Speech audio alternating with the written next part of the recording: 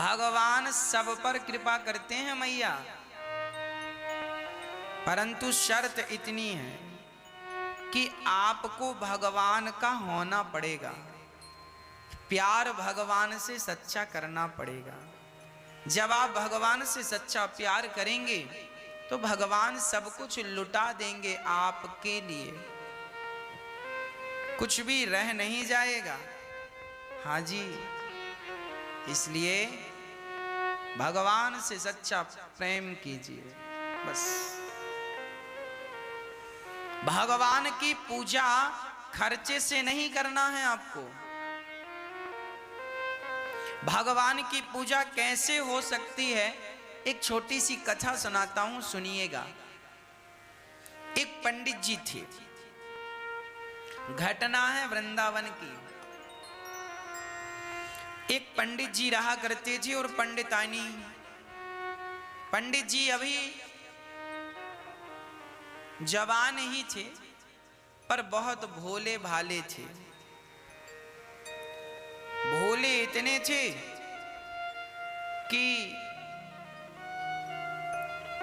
कोई काम धाम भी उनसे होता नहीं था। ब्राह्मण शरीर, ज्यादा मेहनत होती नहीं।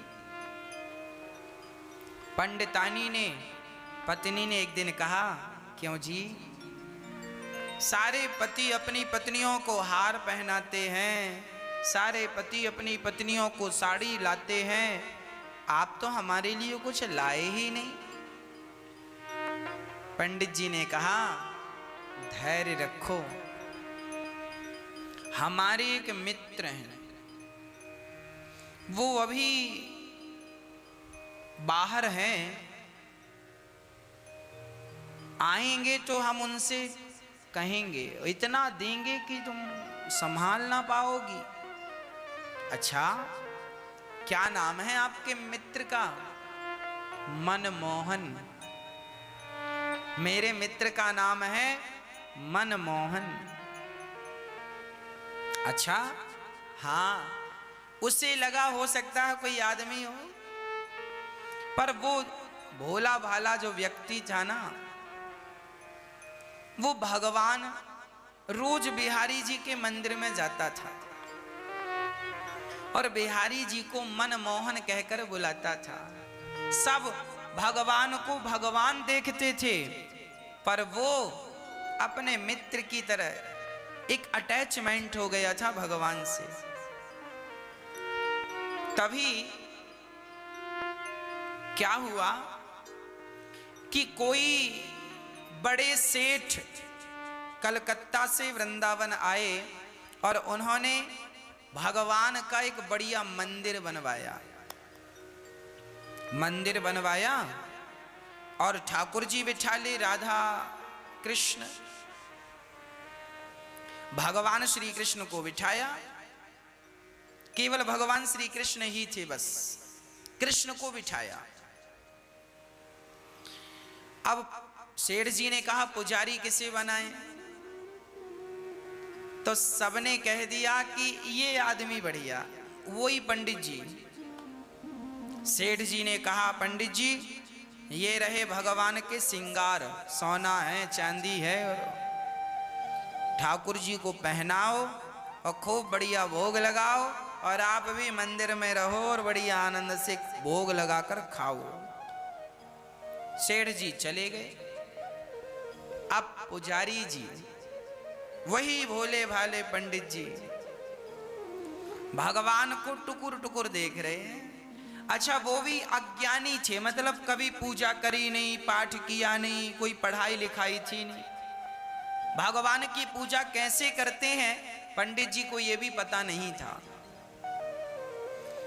तो भगवान के जितना श्रृंगार था, पंडित जी ने देखा कि ये हार तो बड़ा वजनदार है, और देखा तो भगवान बड़े छोटे से। उसको लगा, उसने कहा, मनमोहन ये हार बड़ा वजनदार है, तुम गले में टांगोगे क्या होगा, थक जाओगे खड़े खड़े। एक काम करता हूं, मेरी पत्नी को दे देता हूं। वो कभी कभी पहना करेगी, बाकी उतार के रख दिया करेगी। जब आपको मन हो आप पहन लिया करो। अब वो हार सोना चांदी लेकर गया और अपनी पत्नी को दे के आया। पत्नी बोली कहाँ से ले आए? बोले कहा था ना मनमोहन मित्र है, आज मिला है। पत्नी ने कहा हमें बताओ कौन है? ये बैठे हैं। पत्नी ने कहा ये भगवान है। तो उसने कहा हाँ पता है ये भगवान है। अरे तो इनका सामान हमें दे रहे हैं। अरे सुनो, तुम दोनों कभी कभी अदल बदल के पहन लिया करो। अभी तुम पहनो, जब ये कहेंगे तो इन्हें दे देंगे। कोई चोरी करके थोड़ी भाग रहे हैं, घर की बात है, हम ही तो पुजारी हैं। जाओ। पत्नी को समझा कर भेज दिया। अब पुजारी जी खड़े हैं। अब पुजारी जी पूजा कैसी कर रहे हैं सुनिएगा। पुजारी जी कह रहे हैं भगवान से, सुनो प्रभु, हमने सुना है आपको नहलाना पड़ता है। आपके लिए बताओ कितनी बाल्टी पानी लाएं? आप एक बाल्टी में नहा लोगे कि 2 बाल्टी लाएं कि 3 बाल्टी लाएं?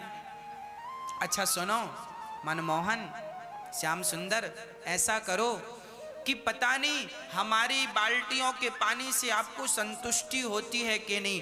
एक काम करो, पास में यमुना जी बह रही है, जाकर मन से नहा लो। जितनी देर नहाना उतना नहाओ, जितनी बाल्टियों से नहाना नहाओ, कोई पाबंदी नहीं। जाओ।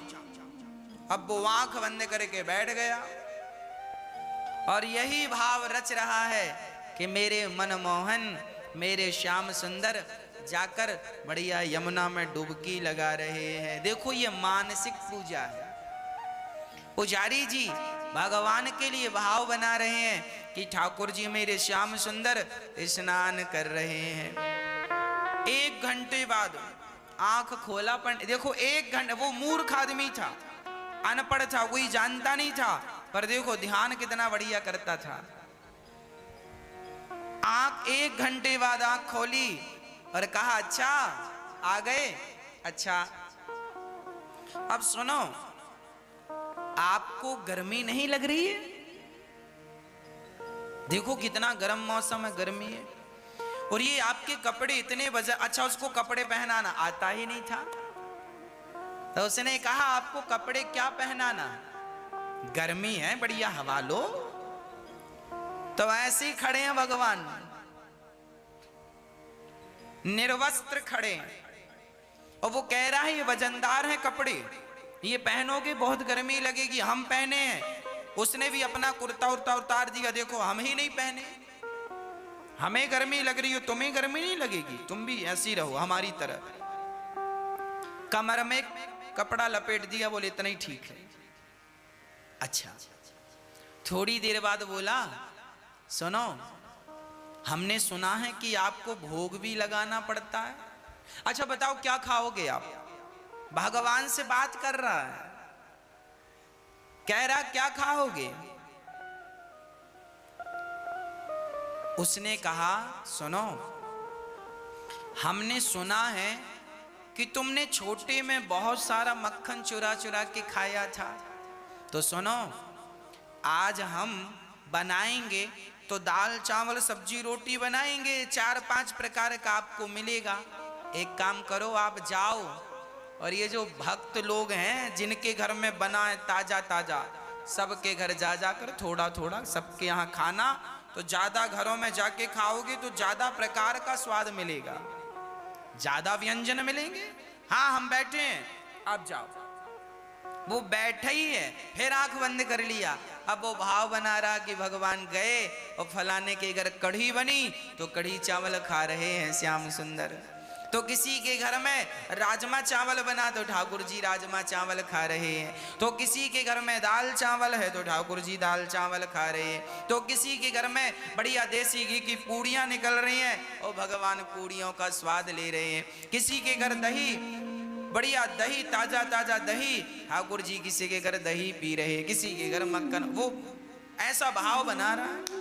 और थोड़ी देर बाद जब भगवान खा गए, खा लिए, उसने आंख खोली, उसने कहा प्रभु भोजन हो गया? हाँ, अब एक काम करो,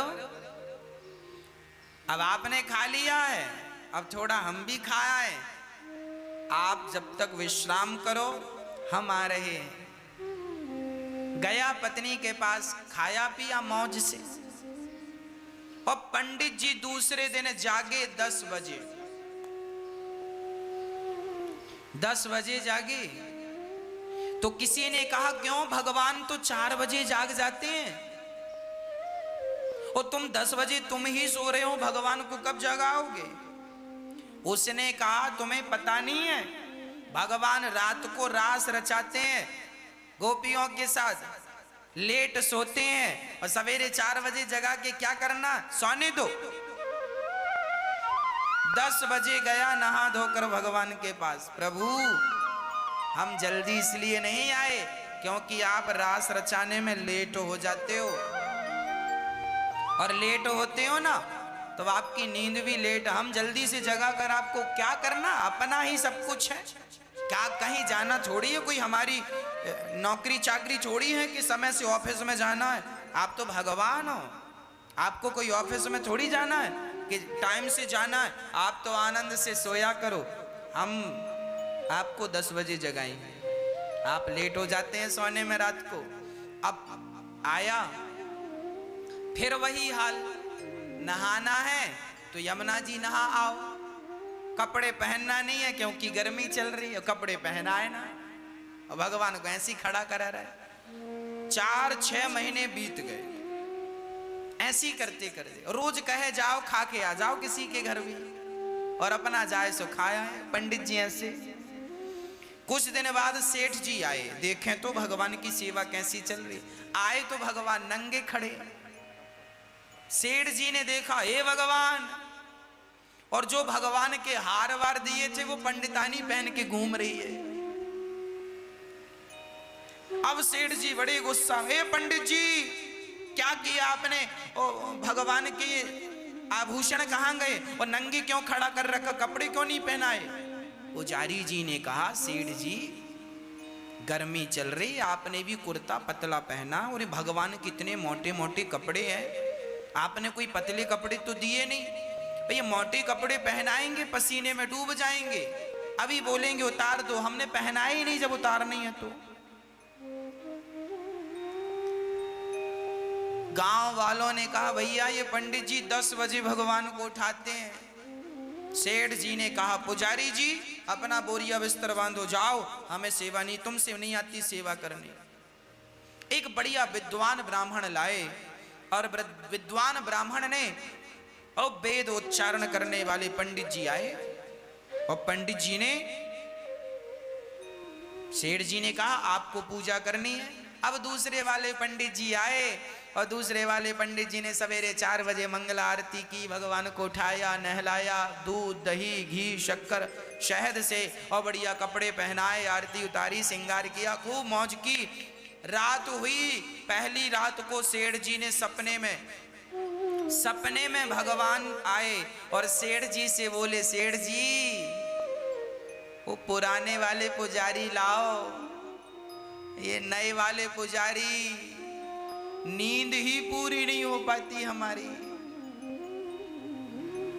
बढ़िया खिलाते भी नहीं है, बढ़िया नहलाते भी नहीं है। तो सेठ जी ने सपने में ही कह दिया, प्रभु वो तो आपकी कोई सेवा नहीं करता था। भगवान बोले वही सेवा करता था, वो भी स्वतंत्र था, मैं भी स्वतंत्र था, जितना मन करता था खाता था, जहां मन करता जाता था। इन्होंने तो बांध के रखा, सवेरे 4 बजे जागो, और वो कहता था कि रास रचाए हो थोड़ा आराम कर लो, वो मेरी फिक्र करता, ये सवेरे 4 बजे आ जाते, घंटी हिलाते। अब